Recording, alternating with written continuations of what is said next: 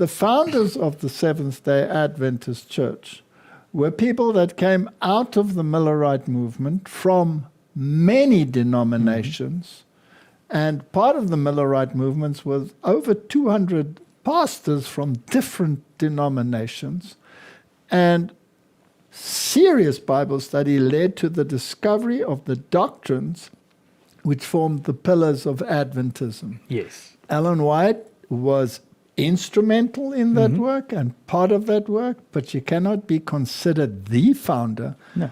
but just part of the group that founded this church.